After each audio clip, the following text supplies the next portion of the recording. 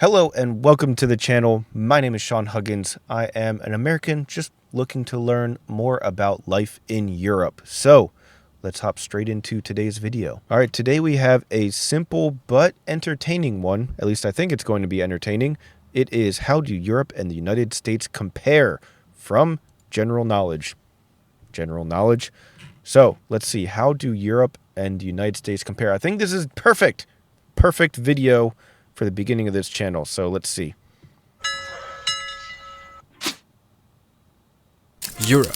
One continent, 44 countries, according to the UN, and 746 million people. The United States are part of North America, only one country with 329 million people, less than half of Europe. The United States are often compared to the European Union or Europe as a whole a lot of times. So in this video I thought it would be interesting to take a look at a few indicators and check how it is that they in fact compare. We've already covered a few of the basics, amount of countries and population, but what about size? The United States have an area of around 9.8 million square kilometers, while Europe has a size of around 10.5 million. So Europe is not that much bigger of land than America, but over twice as many people.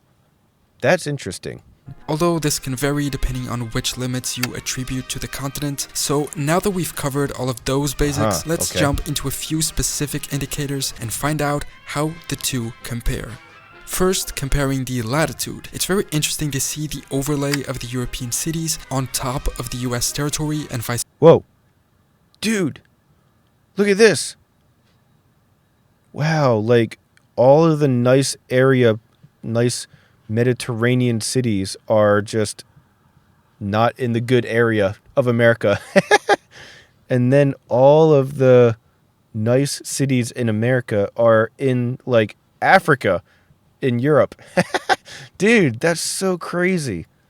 Vice versa. Wow. For instance, as stupid as it may sound, I had no idea Reykjavik was as further north as northern Canada. The same applies to Oslo. It makes sense that Portuguese and Spanish cities are on the same level as California, at least climate-wise, but it's weird, for instance, that Ankara is at the same level as Delaware. For some reason, I always thought it was so much further south. It's also strange to see that Los Angeles is on the same latitude as Algeria in North Africa, but that New York is at the same latitude as Azerbaijan. Speaking of Portugal, Spain, and California, how do the US and Europe compare when it comes to the hours of sunlight they get every year? Through this map, we understand that the southwest... Oh, wow. Okay, so it looks like America in general just gets a lot more sunlight than Europe.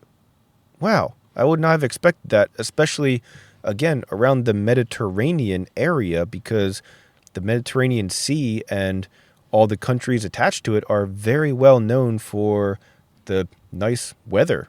Interesting. Green, blue, and dark blue. It's also odd, at least to me who isn't an expert on this matter, how the amount of hours of sun isn't directly related to the latitude of the region. I always assumed that the closer to the equator you are, the more hours of sun you get, but we can see on this map that this isn't the case at all, even though we can tell that usually southern areas get more sun. If you know which other factors determine hours of sun, let me know in the comments. Another interesting topic is human development. The United States and Europe are arguably two of the most developed areas of the world. This map compares the Human Development Index of each US state and each European country.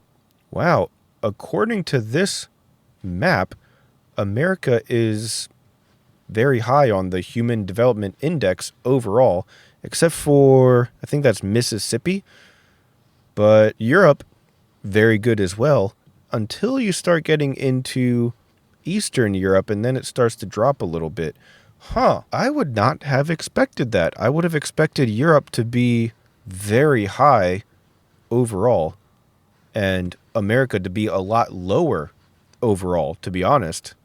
Country. In case you don't know, the HDI is calculated as the geometric mean of life expectancy, education, and gross national income per capita. Assuming that those indicators are representative of the quality of life of people, it seeks to measure precisely that. In the United States, there's only one state that doesn't make it into the top 3 HDI categories. Mississippi. When we look at Europe, only a handful of countries are in the top ranking: Iceland, Norway, Sweden, Ireland, Denmark, Germany, Netherlands. That is very crazy to me to see that a lot of these countries that I would consider really amazing countries, and they are really amazing countries, but they don't make it for whatever reason up to the highest standard of this Human Development Index metric, whereas a lot of the U.S. states do.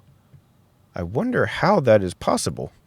And Switzerland. And when you look at Eastern Europe, these levels go significantly down, with many countries in the lowest category, such as Ukraine, Turkey, Serbia, Bosnia-Herzegovina, Albania, and North Macedonia. In Western Europe, Portugal is the only country who isn't in the top 3 levels of HDI. A somewhat subjective comparison of these two areas is also depicted in this other map. This is based in a 2014 Pew Research Center poll. It's almost 10 years old, so the data might be somewhat outdated and no longer valid. Always keep that in mind for these types of videos. Percent of population absolutely certain that God exists. Interesting. So all over Europe, it is very low, except for, what is this, the Baltic countries? The Baltic countries believe that God exists, and whatever these guys are over here. I don't know those ones off the top of my head. I don't know those ones. But in America, very high overall, and down south in the Bible Belt down here, as we call it in America, we have 70 to 82% are certain, absolutely certain that God exists. Wow. So overall, I guess Americans have found Jesus. Where data and maps are presented, the data might not be 100% right, and it might be outdated.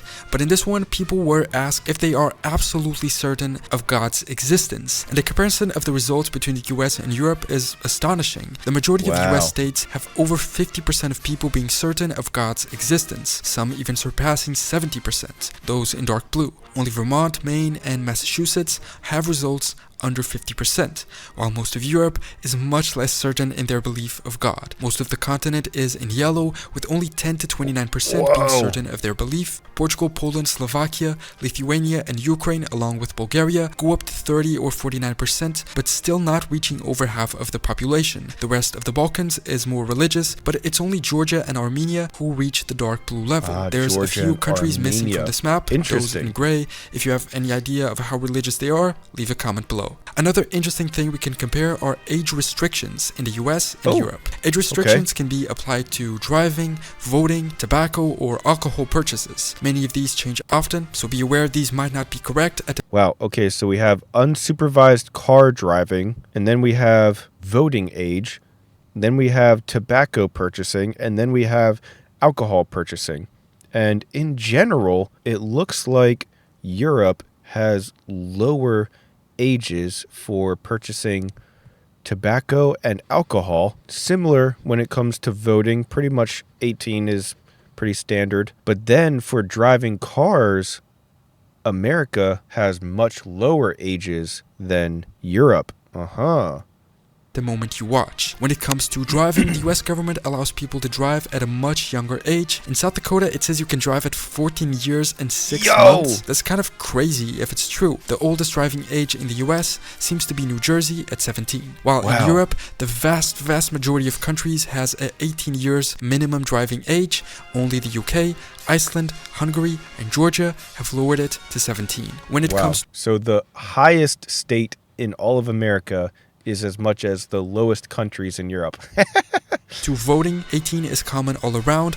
Only in Europe are there 2 countries that differ, Austria at 16 and Greece at 17. Although I'm not sure if these limits are the same for all types of elections. Tobacco purchase is technically only allowed over 21 in all of the US, while in Europe you can buy it at 18. Alcohol purchasing is also forbidden for people under 21 all across the United States, with the limit ages varying a lot across Europe, but none being higher than 18 or 20. Although again, this also varies depending on the type of alcohol. For instance, in Portugal, I think you can buy beer or wine as long as you're over 18, but other drinks do have a 20-year age limit, I think. When it comes to comparison between military, for instance, it's a difficult comparison to make. According to Wikipedia, the US Army has a personnel of around 1 million, counting active troops, reserves, and National Guard. And according to this 2018 article from Business Insider, the top 5 strongest militaries in Europe, all of these maps exclude Russia, are France with 390,000, the UK 280, Italy 267, Germany 200, and Spain 175. Together, these alone would surpass the US. But we definitely have to look at the military spending, because I know that that is where America just completely blows everybody away. Army, although you still need to take into account the material advantage of the US. Ships, intelligence, tanks, planes, investment, and in these the US has a considerable advantage, as we can see from this graph depicting the investment comparisons. But what? United States spend more on defense than the next 9 countries combined. Not even 9 European countries. 9 countries in the entire world combined. That is so insane. That is so insane, dude. Oh my God. But you know what? Who needs universal health care when you have the, total defense spending of almost the entire world? Why not? Woohoo! But thankfully, most of Europe and the US are allied through NATO, so a comparison isn't needed, because in the event of a conflict, it is very likely they would be on the same side. And what about an economic comparison? The United States and the European Union are the 2 largest economies globally in nominal terms. In recent years, only in 2011 did the European Union have a higher GDP than the US. Keep in mind this excludes non-EU Europe. The US's GDP per capita is 63,000, while in the EU it's 33, but keep in mind both of these are on average. There are EU countries and US states with higher and lower values. Also, as we can see from these maps, the US's GDP is mostly carried by California, Texas, Florida, and New York, while Europe's is mostly carried by France, Germany, the UK, Spain, and Italy. When it comes to currency comparison, as I make this video, 1 euro equals $1.07. The euro's value has been higher, and recently its value has decreased a little, approaching parity with the dollar. As we can see from this graph, there was only a short period in the early 2000s when the euro was worth less than the dollar, and there was a point where it was almost worth 50% more. Recently things have stabilized and they're almost worth the same, but with Croatia joining the European currency next year, it might go up again. Also keep in mind, not all of Europe and not even all of the EU use the euro as their currency. Another interesting point to compare is the percentage of young people aged 18 to 34 that still live in their family's home, meaning in most cases they do not yet have the financial... Okay, let me see here. Millennials living at home by percentage. So people aged 18 to 34 living with their parents. This is from 2015. So these numbers have definitely gone up quite a bit, I'm sure, since COVID especially. But man, high percentages all over the place. 30, 20, 30, 40% in America. And compared to Europe, percent of young people aged 25 to 34 living with your parents. So got a little bit of an age difference here, but still decent comparison. And still, most of Europe is very low numbers compared to America, except for when you start getting out into Eastern Europe countries. Interesting. I think that this could also be a cultural thing, though. In some of these cultures, I feel like it might be kind of normal for, young adults to live with their parents. But I don't know. I don't know for sure. But still, in America, not so common to have a young adult living with their parents willingly. Very not common. But still happens because life. Financial stability to live on their own. Both of these maps have data from 2015, but from the most recent information I could find about this, the numbers haven't changed a lot. In Europe, Nordic countries have very low values. They're also the highest income areas, so it makes sense people can more easily afford to live on their own, but it might also have to do with the cultural element. In Southern Europe, the amount of young people still living at home is tremendous, 44% in Portugal, 37% in Spain, and 46% in Italy, for instance, while Greece, Bulgaria, and Slovakia are all above 50%. In the US, values are equally as high, with the difference being that there are no states at all below 10%. The lowest value is 14 in North Dakota, and the highest being in New Jersey with 46, although none surpass 50%. These high values are usually connected with the fact that salaries do not pay enough, and the cost of living is way too high, both due to rising prices, inflation, and also other factors. So, that is how the United States and Europe compare in a number of indicators and interesting aspects. There's a lot of things you can compare the two in. If you know of any more, leave a comment and I can always make a part 2 of this. All right, that was it. That was awesome. What do you guys think? Let me know your thoughts. How do you think America compares to Europe? What do you think the biggest differences are? Or maybe a better question would be, what do you think the biggest similarities are? I think the biggest similarity that I can think of off the top of my head is that so many people from one side wants to go and visit for vacation the other side, and it goes both ways. Like, so many people in Europe want to go visit America for vacation and just be able to say they did it, and so many people in America want to go and visit Europe just to be able to say that they did it. But anyways, I'm curious what your thoughts are, so let me know what you think down in the comment section below. And when you're done there, leave a like and consider subscribing. It helps the algorithm, which helps the channel. Thank you guys so much for being here, and I'll see you guys next time. Peace.